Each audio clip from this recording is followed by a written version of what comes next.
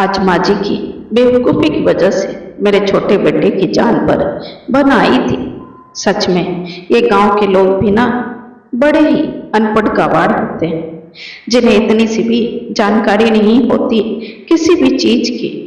तभी तो ये अनहोनी हो गई, और उस पर से भी उन्हें पोते की नहीं बल्कि अपनी साड़ी की चिंता थी। सच में कमाल करती हैं ये सासू माँ भी। दोस्तों, ये एक सच्ची घटना पर आधारित कहानी है, जहां गांव की सासू माँ की अज्ञानता की वजह से इतनी बड़ी अनहोनी होते होते बच गई, नहीं तो भगवान जाने क्या हो जाता। बात उन दिनों की थी जब केतकी का छोटा बेटा 7 साल का था।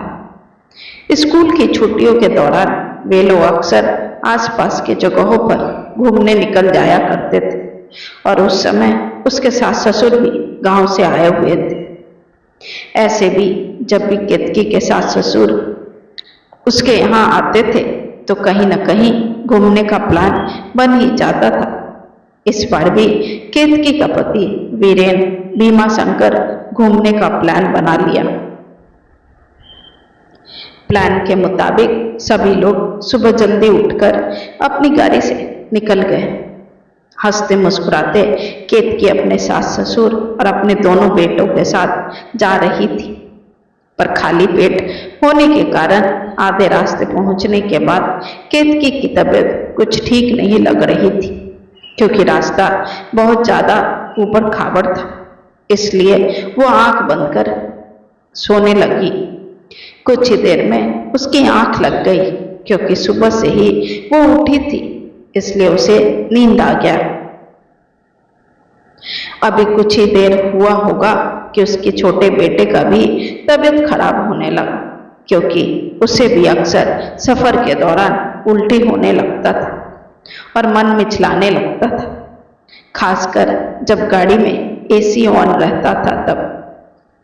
अभी भी उसे उल्टी जैसा ही महसूस होने लगा था, इसलिए वो अपनी दादी को बोला, दादी मुझे उल्टी जैसा लग रहा है, मुझे अच्छा नहीं लग रहा है। इतना कहते ही वो अपने हाथों से मुंह को बंद कर लिया, ताकि मुंह से बाहर कुछ भी ना निकल सके। उसे ऐसा करते देख केतकी की सासू माँ उसे तुरंत उठाकर विंडो के पास खड़ी कर दी। विंडो का कांच पहले से ही आधा खुला था, क्योंकि उज्जवल को एसी में बैठना पसंद नहीं था। खैर, सासू माँ अपनी साड़ी को बचाते हुए उज्जवल को विंडो सीट के पास खड़ी कर दी, ताकि उसे थोड़ा अच्छा लगे, कि तभी उसे उल्टी होने लगा। गाड़ी तेज गति और बीच सड़क में चल रही थी, इसलिए तुरंत साइड में रोकना मुश्किल था। इसलिए सासू माँ उज्जवल का सिर हल्का सा बाहर की, ताकि उल्टी का छींटा उन पर ना आ पाया जाए। पर खिड़की आधी खुली होने की वजह से उज्जवल ठीक से उल्टियां नहीं कर पा रहा था, जिसे देखकर वीरेन ने अपनी माँ से कहा, माँ खिड़की का कांच पूरा नीचे कर दीजिए, ताकि उज्जवल ठीक से खड़ा हो सके और उसे थोड़ा अच्छा महसूस हो सके। इतना कहकर वीरेन अपने पिताजी से बात करते करते अपनी गति से कार ड्राइव करने लगे। उन्हें लगा माँ है तो उज्जवल को संभाल ही लेगी। सासू माँ कांच के बटन को कभी नीचे तो कभी ऊपर किए जा रही थी, जिससे उज्जवल का गर्दन कांच में फंसता जा रहा था। वो उल्टी भी कर रहा था और दादी माँ भी कह रहा था। बेटे की आवाज सुनकर वीरेन हल्का पीछे मुड़कर देखा, और जैसे ही उसकी नजर उज्जवल पर गई तो वो पल भर के लिए उसके तो होश ही उड़ गए। फिर वो अपनी माँ पर जोर से चिल्लाते हुए बोले, ये क्या कर रही हो माँ, अरे कांच नीचे कीजिए जल्दी। ऐसा कहकर वीरेन अपने सीट के पास लगे बटन से पीछे के विंडो को नीचे करने लगा। एक तरफ वीरेन उज्जवल के तरफ के विंडो का कांच नीचे कर रहे थे, तो दूसरी तरफ सासू माँ अपने हाथों से उसी विंडो को ऊपर किए जा रही थी। जिससे उज्ज्वल के गले पर जोरदार चोट लगा और उसका सिर विंडो में आकर फंस गया। उसका सिर इस कदर फंसा था मानो कोई अनहोनी होने जा रहा हो कि तभी वीरेन जोर जोर से अपनी माँ को डांटने लगा और केतकी को आवाज लगाने लगा। फिर जल्दी से वीरेन गाड़ी साइड करने लगा। उस तेज आवाज से केतकी भी उठ चुकी थी और सामने का नजारा देखकर उसके तो होश ही उड़ गए थे। उसके बेटे का सर विंडो की कांच में करीब करीब फंस ही चुका था कि तभी वो जल्दी से लपकी उस विंडो की बटन की ओर और उसे जल्दी से नीचे की।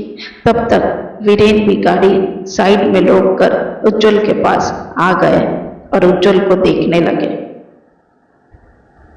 अब तक उज्ज्वल दर्द से कराह उठा था। एक तरफ वो उल्टियां किए जा रहा था और दूसरी तरफ उसके गले का दर्द देखकर तो केतकी के होश ही उड़ गए थे। फिर उज्ज्वल को आहिस्ते से गाड़ी से नीचे उतारी और एक दुकान पर लगे कुर्सी पर बैठा दी। फिर उसे थोड़ा पानी पिलाया। उज्ज्वल अभी भी डरा हुआ था और उसकी आंखों से लगातार आंसू निकल रहा था। वो सहमा हुआ था, इसलिए केतकी उसे अपने गोद में लेकर बैठ गई। फिर वीरेन और केतकी बड़े प्यार से उज्ज्वल के गले में लगे जख्म को देखती, जिस पर हल्का कटने का निशान था और हल्का हल्का खून भी रिस रहा था, जिसे देखकर वीरेन तुरंत आसपास के लोगों से नजदीक के डॉक्टर का पता लगाया और बिना देरी किए पास के डॉक्टर के यहाँ ले गए। डॉक्टर भी उज्ज्वल के जख्म को देखकर हैरान हो गया, क्योंकि थोड़ी सी भी चूक बच्चे की जान भी ले सकती थी। खैर, डॉक्टर तुरंत उज्ज्वल के जख्म पर दवा पट्टी किए और कुछ खाने की दवा भी लिखकर दिए ताकि उज्ज्वल के जख्म जल्द से जल्द बढ़ जाए। वो तो भगवान का शुक्र था कि गले में सिर्फ कांच का थोड़ा निशान और हल्का जख्म था। अगर थोड़ा सा और ऊपर नीचे हो जाता तो शायद उस दिन उज्ज्वल के साथ कुछ अनहोनी हो जाता।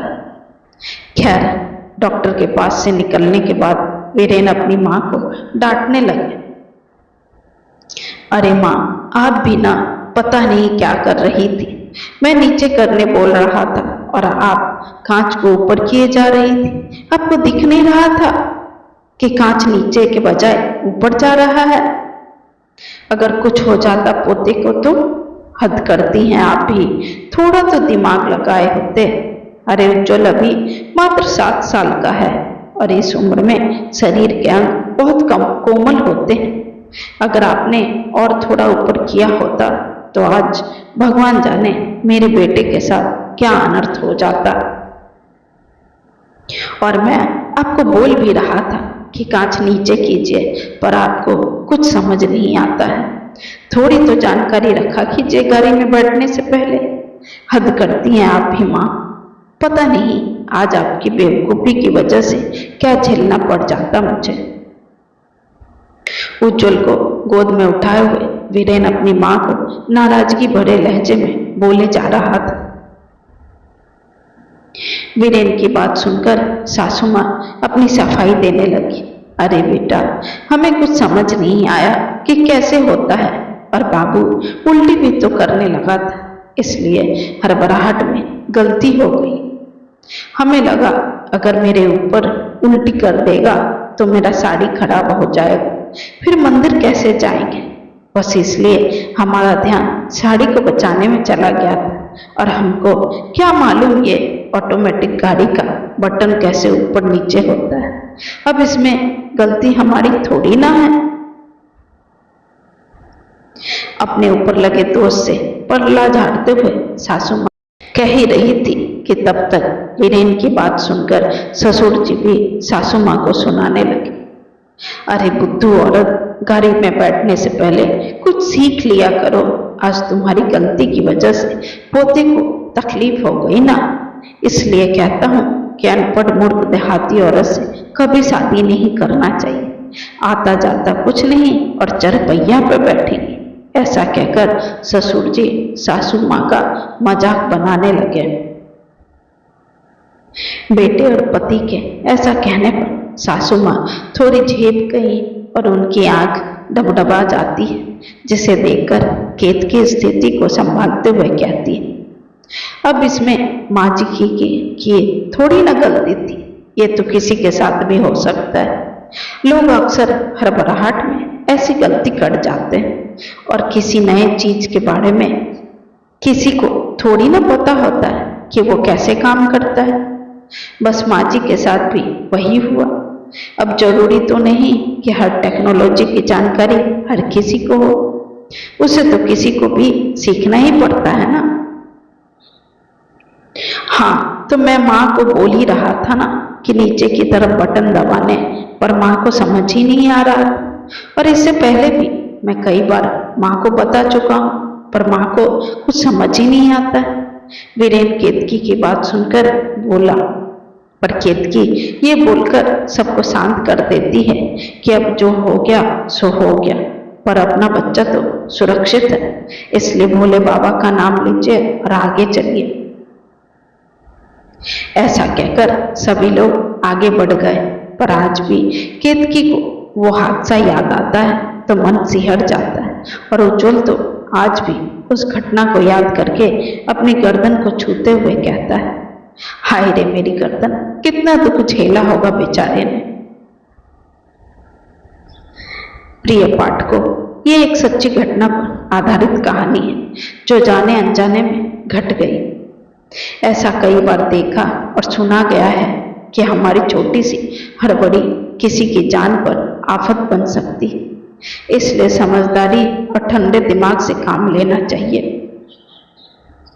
कभी भी गाड़ी में बैठने से पहले उसके टेक्निक को जरूर समझ लें और अपने बड़े बुजुर्ग को भी इसकी जानकारी दे दें, क्योंकि वक्त के साथ यह टेक्नोलॉजी भी बदल जाती है, जिसकी जानकारी हमारी पुरानी पीढ़ी को ना के बराबर होती है।